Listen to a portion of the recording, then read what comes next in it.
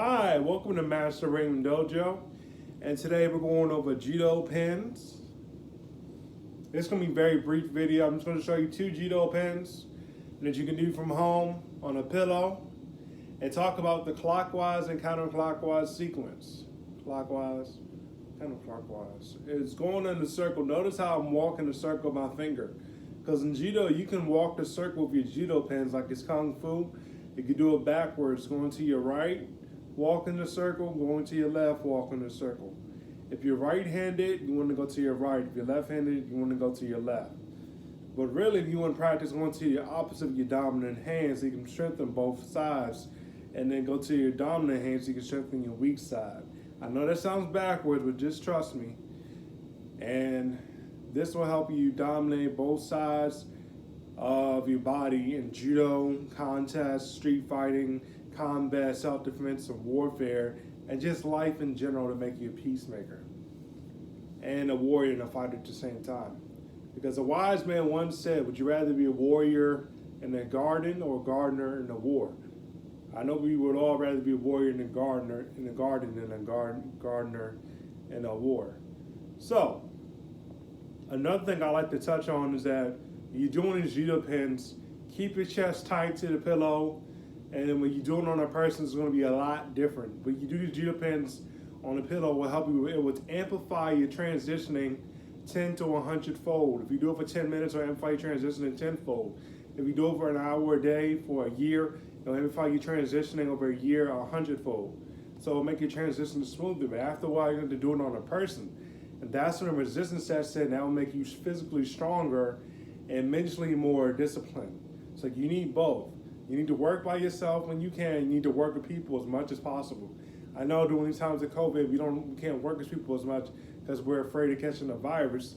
But if you have someone at home that you can work with that doesn't have the virus, you need to get on that ASAP. And another thing, when you're trying to get someone off you, when you're doing these judo pins, you're on the bottom, they're on top. Never bench press. Big guys, they're benching 225 and up. Never try to bench press someone off of you. You know what I can do? You bench pressing and bench pressing and bench pressing. And give me that arm bar. A BJJ person or judoka or a wrestler or jiu-jitsu person can put you in an arm bar if you try to bench press them off you. Anyone can do that to you. So what you do is you get into the ribs, you fond a little, you get into the ribs, you get a little bit, and you grind in there, and then you tussle them off. You get into the kneecap, you press into the pressure points, you get in there, and then you throw them off. You get into the ankle, you get into the elbow, twist and turn against this design, go against the body you designed. Once you get comfortable resting on the ground, moving around and moving from side to side on the ground, you'll get a feel what you should do when someone's on top of you, on your back, on your side, when you're on top of them, when they're coming at you from an angle, even when they're coming at you from your blind side and you can't see. And if you ever open your third eye, you'll see what I'm talking about. So let's get started. So this is going to be a brief video. First pin I would like to touch is Han Kesugatami. You do it like this, like this, like this, like this, like this.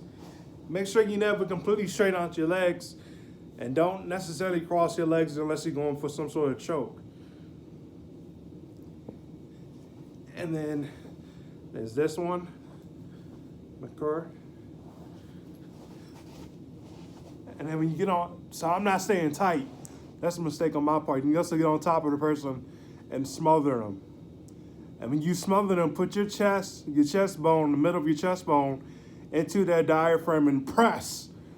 Not necessarily pressing in like you're arching your back, but squeeze down and hook your legs around their legs. See my feet? No, you can't see my feet. Damn, I can't see my feet. So you can do like this, and then transition back to this. So that's just a brief introduction to what I do with pillow work. What I do is I do the whole sequence of pinning There's about 100 pins you can do on the pillow, 100 different pins. Going clockwise and 100 more you can do counterclockwise. I'm not gonna give all that out on the internet because I feel like you should kind of learn from me what you can do. I don't want to give out too much information.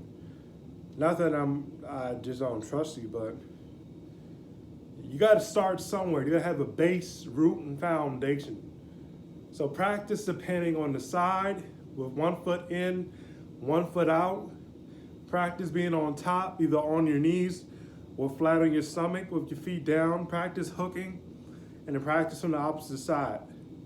And then once you get that down, go all the way around and do the same thing.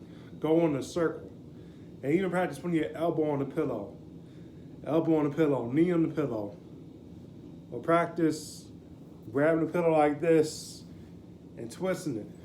Grabbing the pillow like this and twisting it. You see what I'm saying? And eventually we'll get the leg locks once I get my partner back.